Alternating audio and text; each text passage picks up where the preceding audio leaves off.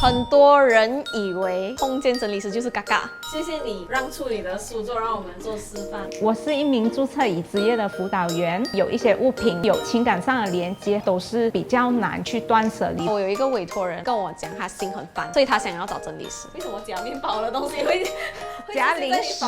整理并不是 one size fits all 的。分享给大家的呢，就是6个 level 的分类方法。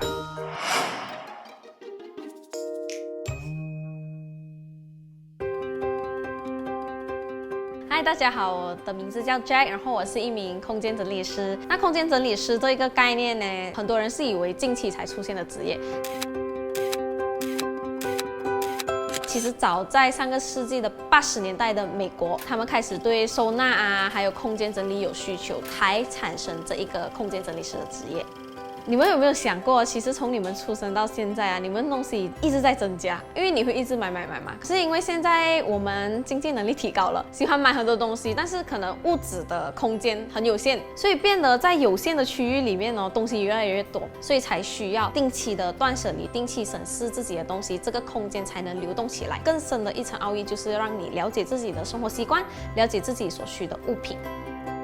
很多人以为空间整理师就是嘎嘎，嘎嘎呢就只是来你家然后帮你打扫，你可以不在，但是空间整理这一个过程里面呢，委托人一定要在，这是我建议的啦。空间整理师他会根据你的需求，根据你的空间，还有根据你的物品的数量、类型等等，来帮你划分收纳区域。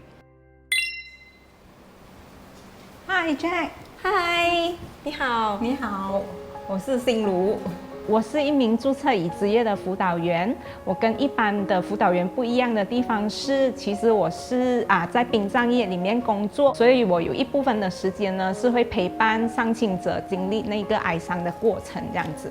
首先呢，我们想要先澄清的是，心如并不是我的委托人，我们只是会通过这个空间整理师和辅导员的交流来展示一下过程。其实丧亲的家人在经历亲人过世之后，他也是会留下一些物品，其实是有一些情感上的连接的，所以这个情感上的连接，很多时候都是让我们比较难去断舍离的部分。不管是心理还是空间的整理，好像会需要有一个人陪伴，或者是给一些方法去整理，这样子我会想要了解多一点和学习多一点。那首先想要问一下 Jack 整个整理的过程它会是用怎么样的一个方式来开始吗？要讲开始，其实是开始之前我们要准备一些工作。就比方说，我就会询问一下我的委托人他们的一些习惯，因为我想强调的是，整理并不是 one size fits all 的。这就是为什么很多人会觉得，怎么我上网看整理好像很快就打回原形了。其实整理师真正主要的用意就是要了解你的状况、你的生活习惯，来帮你打造属于你的整理模式。所以我上门整理之前呢，一般上会问几个问题。那第一个就是空间使用的人数，第二个就是可能会看一下委托人他的空间状况照片，然后也会问他有没有尝试过断舍离。然后呢，还有就是他想要通过这个整理达到什么样的目标。这样的话呢，我才能通过他想要的，还有他的生活习惯，来调整出一个比较适合他的整理方式。我也可以分享一下，我有一个委托人他其实跟我讲，他心很烦，所以他想要找整理师。然后很有趣很多人会觉得，心很烦的话，不是自己出去散散心就可以了嘛？所以从而透过整理师，透过了解我们的委托人，我可以了解到可以怎么帮他调整他的生活空间这样子。当然，如果有些人没进行过断舍离，我就会比较 focus 在引导他怎么正确的断舍离，不是丢而已。谢谢你让出你的书桌，让我们做示范。其实我觉得你的东西不算多，整理一下就可以很整齐了。那我们整理呢，其实有很多个方法啦。其中一个方法呢，可能大部分人不知道，因为很多人开始整理的时候就会头很痛，不知道怎么整理。那其中一个方法就是可以分享给大家的呢，就是6个 level 的分类方法。那什么是叫6个 level 呢？第一个 level 呢，就是说你很常用到的，比方说每一天都会用到的物品。然后第二个 level 呢，就是可能1个星期。那 level 3可能是1个月用一次 ，level 4可能1个季度用一次 ，level 5可能2-3年才用到一次，但一定都会用。就是以此类推。当你分类好了 Level 1到 Level 5的这些物品呢，你最常用的东西，最好就是让你最容易拿到的地方，然后第2常用、第3常用，慢慢离你顺手的位置越来越远来收纳。那你就把这5个 level 的东西以此类推，放回它该放的地方，创造一个属于它自己的家。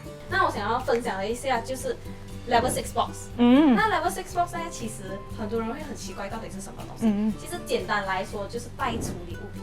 就比方说可能借用一下这一个计算机，可能你已经毕业了，然后你就觉得那时候买很贵哦，要怎样处理呢？我也不知道，我又没有用了哦。那这一个时候呢，我们就可以放进去 Level 6 box。